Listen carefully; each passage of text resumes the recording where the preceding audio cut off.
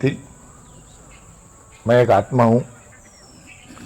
मेरे शरीर का नाम राजकुमार पुरोहित और मैं अमरावती जिला महाराष्ट्र का रहने वाला हूँ। बाय प्रोफेशन पुलिस में 34 साल की सर्विस करने के बाद रिटायर्ड हुआ हूँ 1.5 साल पहले। और बाय नेचर मैं मनमौजी किस्म का आदमी था।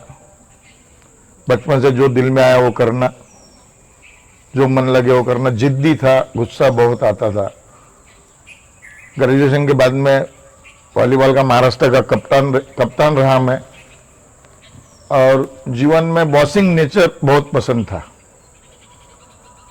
पुलिस विभाग में सर्विस करते वक्त भी मैंने किसी की सुनी नहीं, मेरी सबने सुनी।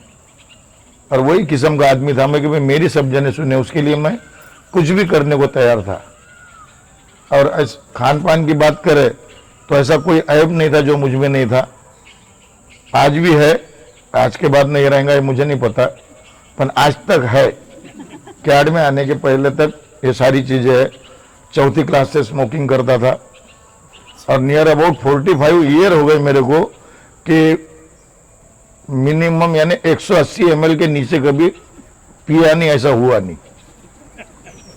बी फ्रैंक जो है वो सच बता रहा हूं। सच बताने की वजह इसलिए है कि बाकी के लोग बताते नहीं है, मैं इसलिए बता रहा हूं कि मैं कैसा बदला ये 7 दिन में। हमारे यहाँ के परतवाड़ा के अरुण जी आकोटकर है और शरद जैन है। इन दोनों के 10 साल से हमारे यहाँ चर्चा शुरू है कि भाई माउंट आबू में एक प्रोग्राम होता है जहाँ हार्ट के ब्लॉकेज रिवर्सल हो जाते हैं। अरुण मेरे मोहल्ले में रहता है, अरुण आकोटकर जी। उनके मल्टीपल ब्लॉकेज थे और वो यहाँ पर आके ठीक हुए। ये कथा हमें मुझे बता दी बहुत। पर मैं इतना मस्ती में रहता था कि भाई मुझे हार्ट अटैक क्या कोई बीमारी हो ही नहीं सकती। और भगवान की दया से 59 रनिंग है, मुझे कोई बीमारी नहीं है। और अचानक क्या हुआ कि 10 मई को, 20 मई की मेरी बिटिया की शादी थी और 10 मई को इसकी डीओ स्टार्ट नहीं हो रही थी सुबह।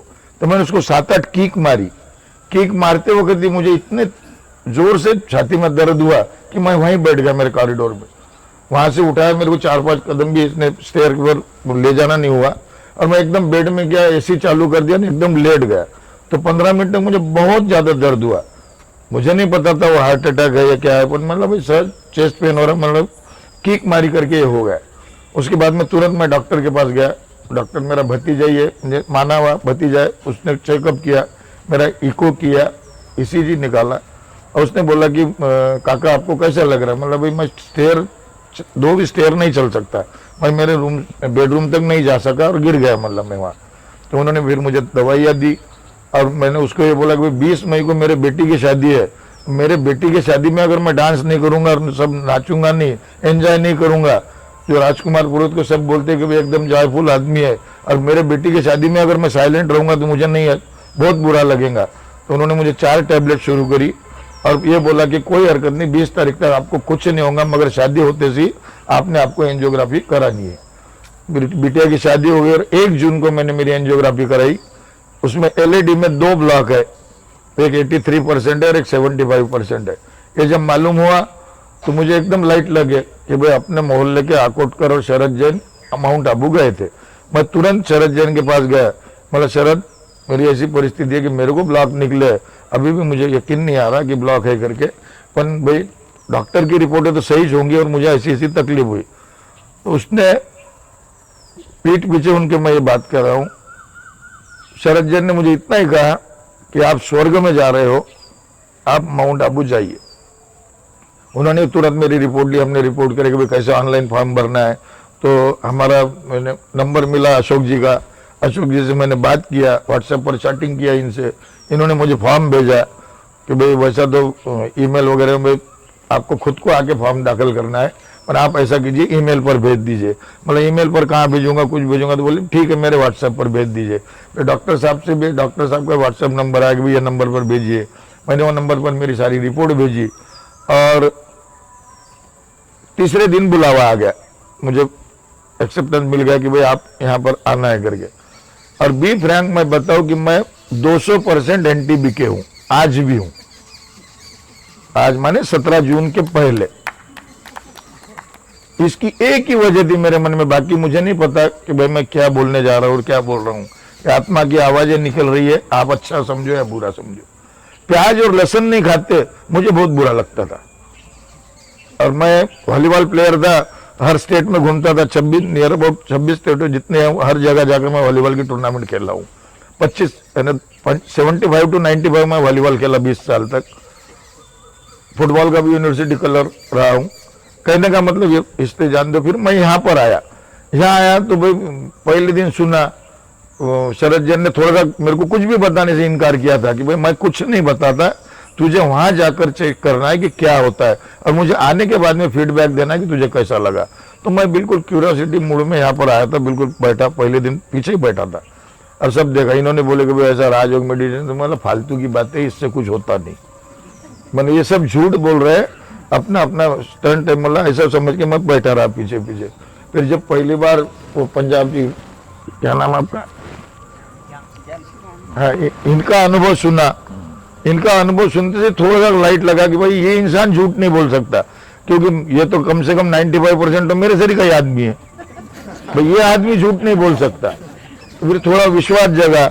विश्वास जगने के बाद में फिर मेरी ये कंडीशन थी, जब पहली बार इन्होंने, मैंने पहले दिन तो मैं इधर हुआ नहीं, 2 दिन वॉकिंग अपनी हुई नहीं, तो हम वो सामने के मैदान में हरियाली में वहां घूमता था और 1-2 राउंड मारे। मैं खुद को बहुत खुश समझ, मुझे ब्रेव समझता था कि मैंने 2 राउंड मारे करके। यहाँ लाया मुझे और जो दौड़ाना शुरू किया एक्सरे का मेरे पीछे, कि वो डॉक्टर साहब जो है उनका नाम नहीं पता, मेरे पीछे ही लग गए थे वो। डॉक्टर अनिल जी मेरे पीछे ही लग गए। बैठने को कोई बोल ही नहीं रहा, 2 राउंड मार के छुप गया, उधर चले गए, मतलब वहां भी पकड़ने आ गए। कहने का मतलब मैं करम, क्योंकि मेरे से हो नहीं रहा था, इतना चेस्ट पेन हो रहा था। 400 मीटर 1 राउंड 1.5 राउंड के बाद में मुझे यहाँ पर बहुत चेस्ट पेन शुरू हुआ। 2 साल से पिछले साइटिका की बीमारी से त्रस्त हूँ। कहीं भी 400 मीटर के आधा किलोमीटर के ऊपर चल नहीं पाता, खड़े नहीं रह पाता 15 मिनट के ऊपर, पेन उन्हें सीवियर पेन शुरू हो जाता है। मगर आज की कंडीशन ऐसी है, इन शॉर्ट मुझे कोई भाषण देना नहीं है, आज ये कंडीशन है कि मैं 3 दिन से 17 राउंड इसके पूरे मार रहा हूं और बीच में 8वें 9वें राउंड के बाद में थोड़ा चेस्ट पेन हो जाता है, साइटिका का पेन होता है, मैं थोड़ा पैर दबा लेता हूं, आपने देखे भी होंगे, और 1-1.5 मिनट के बाद में वापस चलने लगता हूं। और आज के बाद में अगर एक कोर्स की बातें करो तो एक ही शब्दों में बोलना चाहूंगा इस कोर्स की सफलता का राज, कि भाई आज की दुनिया में मैं भविष्य में काय से मरूंगा इतना मुझे नहीं मालूम, मगर हार्ट अटैक से नहीं मरूंगा ये पक्का विश्वास। हार्ट अटैक मुझे होना ही नहीं है, इसमें कोई दुमत नहीं।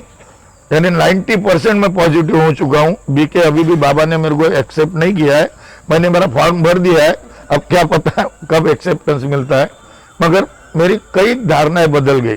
डॉक्टर साहब के बारे में तो हम आजकल कैसा रहता है कि अगर अदर फील्ड की मैं बातें करूं, आप सब भी जिस फील्ड से वाकिफ हो, कि वहां पर क्या होता है, शो कुछ किया जाता है और वो डॉक्टर असल में होता कुछ और है। बताया तो ऐसा जाता है कि मैं बहुत कोई मानवता के लिए सब कर रहा हूं, मगर अंडर द टेबल जो बातें होती है, मैं पुलिस वाला हूं, मुझे बहुत अच्छी तरह से जानता हूं इस बातों को। मगर यहाँ जो देखा, यहाँ कि भाई एक आदमी पेशेंट का भला बुरा ना हो करके खुद स्वीट नहीं खाता, वो भी बाबा का प्रसाद नहीं खाते, इससे बढ़ के कोई दुनिया में हो नहीं सकता। अभी भी ये बात मेरे को हजम नहीं हो रही कि भाई सही में ऐसा है क्या, झूठ नहीं, यानी बात ही ऐसी है कि भाई ऐसा कोई कर ही नहीं सकता। और अगर ये कर रहा है, जो देख रहे हैं, अपन अनुभव कर रहे हैं, लोग अपना अनुभव बता रहे, तो सही में मैं ऋणी हूँ डॉक्टर साहब, बाला बहन और बाकी की उनकी सारी टीम का, कि जिस यानी जो दिल से जो हमको हमारे से कराए जाते हैं, वो मैं डॉक्टर मैडम का एक बात बताना चाहूंगा, मैडम का नाम नहीं पता, कौन है आपके टीम में जो ब्लड वगैरह लेते?